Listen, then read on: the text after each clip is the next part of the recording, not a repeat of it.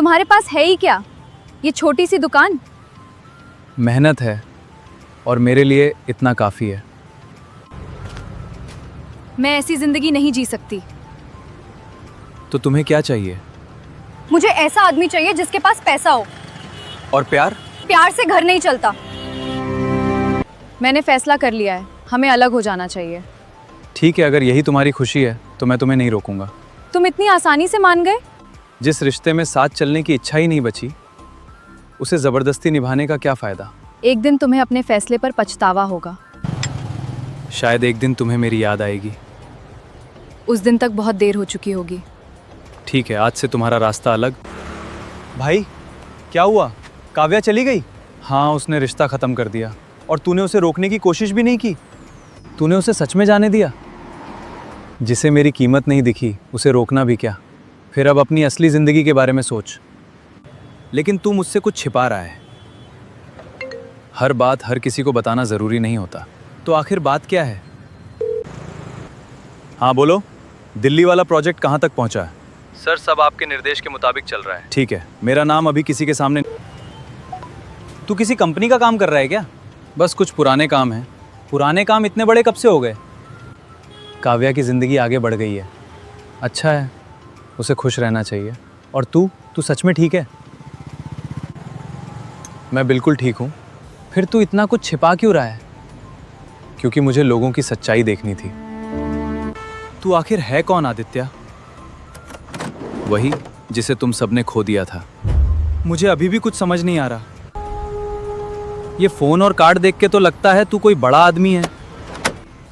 क्योंकि मुझे कुछ लोगों की असली औकात देखनी थी। और अब देख ली। हाँ, अब किसी को कुछ साबित करने की ज़रूरत नहीं। तो अब क्या करेगा? अभी वही करूँगा जो शुरू किया था। और हाँ बताइए। सर, मुंबई वाली कंपनी ने भी आपका फैसला मान लिया है। ठीक है, लेकिन याद रखिए, मेरा नाम अभी सामने नहीं आना चाहिए। भाई, वो आदमी तुझे सर क्यों बोल रहा था? क्योंकि वो मुझे सम्मान देता है। लेकिन आखिर तू है कौन? तू मुझसे भी सच नहीं बताएगा? सही वक्त आने दो, और अगर वो वक्त बहुत देर से आया तो तब तक कहानी बदल चुकी होगी। ये गाड़ी तो किसी बड़े आदमी की लग रही है। टायर तो पंचर हो ही सकता है, लेकिन वो आदमी तुझे देखकर इतना सम्मान क्यों कर रहा है? सर, आज की मीटिंग का समय तय कर दूं?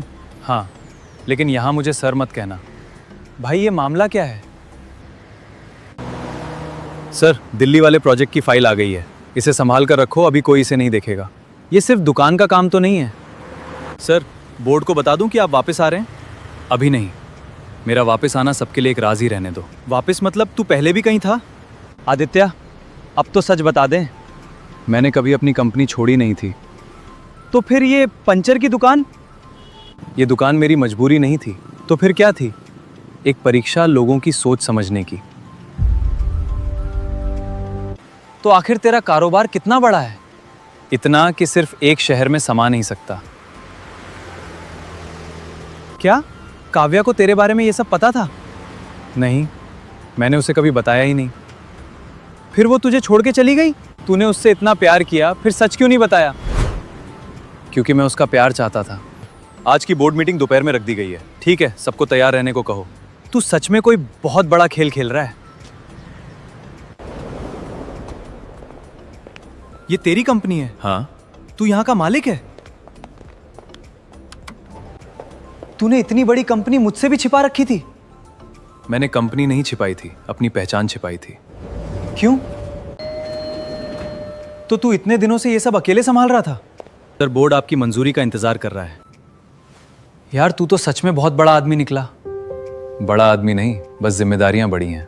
फिर भी तू सड़क पर पंचर क्यों लगाता? अब समझ आया तूने ये सब क्यों किया। पैसा छिपाकर मैंने लोगों की सोच देखी, और रिया का सच भी सामने आ गया। कौन है? पता नहीं, नंबर नया है। विराज, मुझे पता चल गया है कि तुम वापस आ गए हो। तो अब मुझसे क्या चाहती हो? बस एक बार मिलना चाहती हूँ। किसका फोन था? रिया का। अब उसे क्या चाहिए? तू उससे मिलने जाएगा?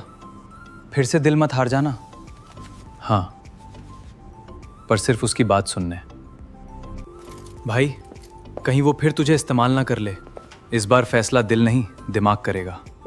तू सच में बदल गया है। पंचर की दुकान से इस गाड़ी तक का सफर कमाल है, सफर गाड़ी से नहीं सोच से तय होता है। आज रिया को ये सब देखकर क्या लगेगा? सच बता, क्या अभी भी रिया से प्यार करता है? प्यार था, लेकिन अब खुद की इज्जत ज्यादा जरूरी है। तो आज फैसला पक्का है। यहाँ रिया की पार्टी है? हाँ, तैयार रहना, आज बहुत कुछ बदलने वाला है। विराज, सामने देख, रिया की सगाई है। देख रहा हूँ, तू ठीक है ना? विराज, तुम यहाँ? बस तुमसे एक बार मिलने आया हूँ। अब देखना, असली कहानी शुरू होगी। तुम्हें यहाँ नहीं आना चाहिए था। मुझे भी लगा था, लेकिन तुम्हें एक बार देखना जरूरी था। अब मेरी जिंदगी बदल चुकी है। रिया, ये आदमी यहाँ क्या कर रहा है? करण, ये सिर्फ बात करने आया है। तुम्हें मेरी मौजूदगी से इतनी परेशानी क्यों है? तुम्हारी हिम्मत कैसे हुई मेरी सगाई में आने की? मैं किसी से लड़ने नहीं आया, तो अपनी औकात देखकर यहाँ से निकल जाओ। गार्ड को बुलाऊं या खुद चले जाओगे? रिया, फैसला तुम्हें करना है। मैं कुछ नहीं कह सकती। रिया, इसके पास तुम्हें देने के लिए है ही क्या? मैंने उसे कभी पैसा देने का वादा नहीं किया था।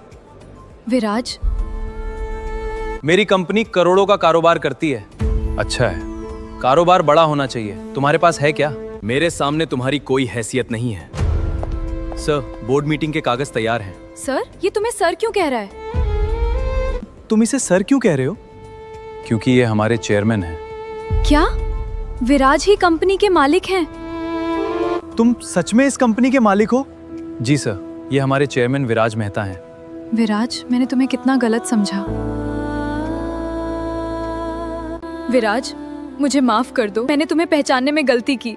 मैंने तुम्हें माफ किया। मैंने तुम्हें पहचानने में बहुत बड़ी गलती की, लेकिन वापस नहीं आ सकता। क्योंकि प्यार इंसान की दौलत नहीं, उसकी सोच देखकर होना चाहिए।